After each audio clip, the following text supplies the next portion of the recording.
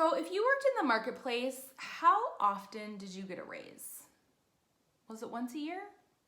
And how much of a raise did you get? Was it like 3% or 5% or 1%, or maybe you didn't get a raise? How do you give yourself a raise when you're a virtual assistant? That is what we are going to talk about in today's video. Hello and welcome back to my channel. If this is the first time you are joining me, my name is Lisa Baldwin and my goal is to help you launch or grow your very own virtual assistant business. Yes, this is the exact same outfit that I wore in last week's video because I literally just hit record on this video after I recorded last week's video. So, you want to give yourself a raise, but you don't know how to do that. And how are your clients going to perceive you giving yourself a raise? Well, today I'm going to tell you exactly how I do it and how I have zero anxiety about doing it.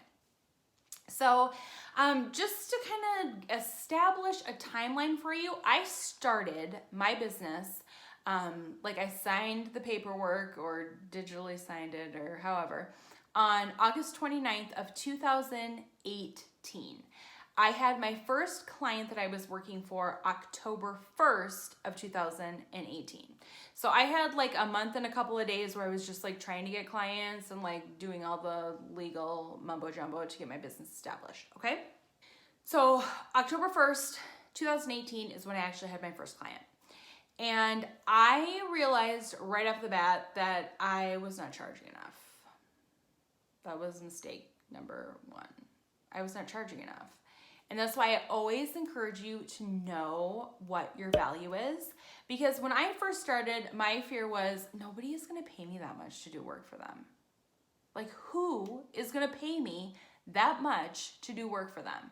And so I set my prices too low. Absolutely, I set my prices too low. And once I got to be 9 months in, I decided to raise my rates. And here is how I did it. And here is how I did it again in 2020 because I just did it. The way that I did it, I have a website and a business Facebook page. So what I went in and did, I honestly do not remember the percentage. I want to say it was around 5% is what I raised them the first year. So on July 1st of the following year, so July 1st of 2019, I raised the prices on my website. And I put on my website, these are the prices for new contracts effective July 1st of 2019. Then what I did is I emailed all of my clients and I told them, you will notice on my website and on my business Facebook page that I have raised my rates. But since you are a loyal and current client, you have been grandfathered into your current rate until October of 2019. So did you catch what I did there? I implemented a new pricing structure on July 1st. I informed my clients on July 1st, these are the new rates, but your rate is not going to change until October 1st.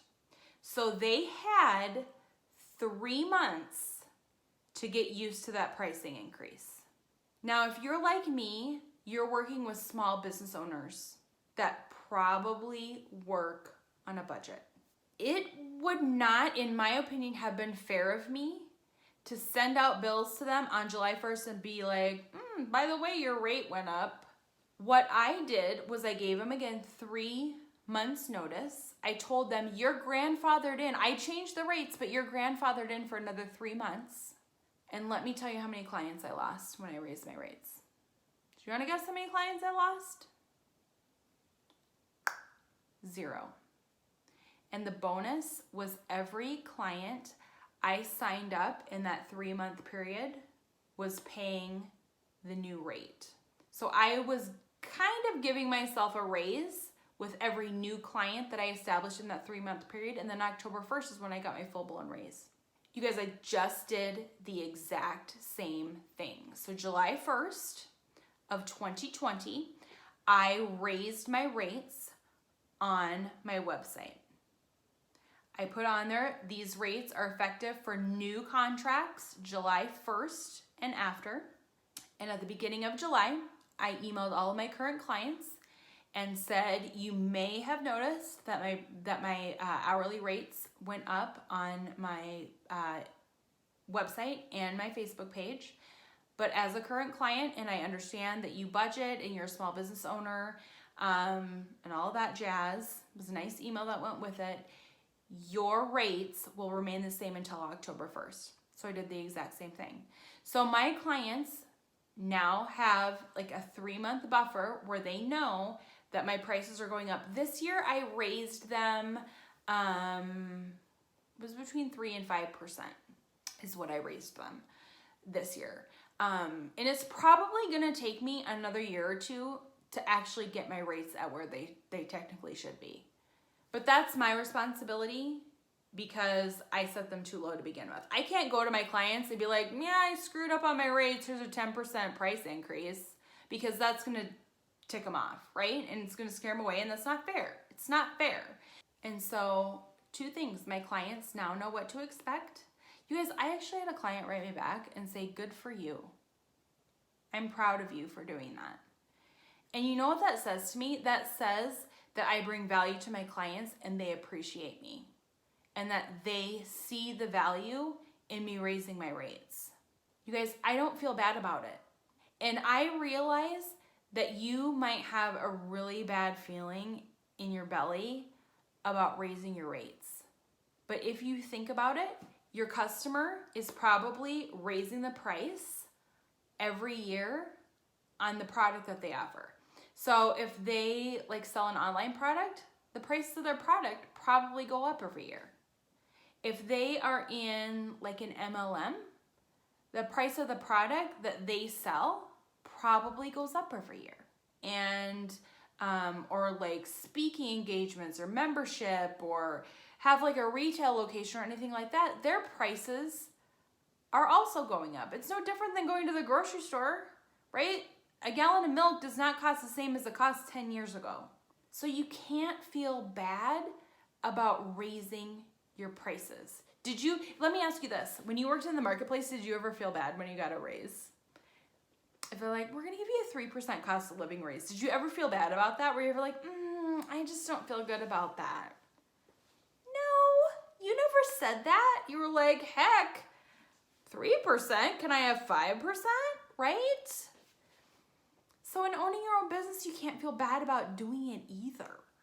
And your clients have to expect that.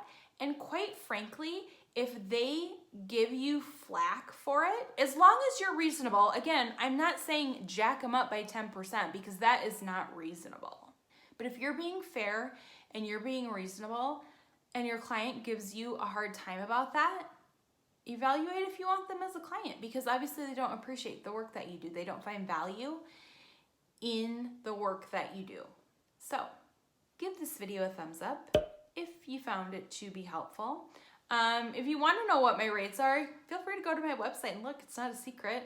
605 Assistant Solutions with an S.com. And you can see my prices there, and you'll see exactly how I have it written. If you have not already, please subscribe and ring the bell so you can see every video I have every Tuesday at 10 a.m. Central Time. And I hope to see you in the next video.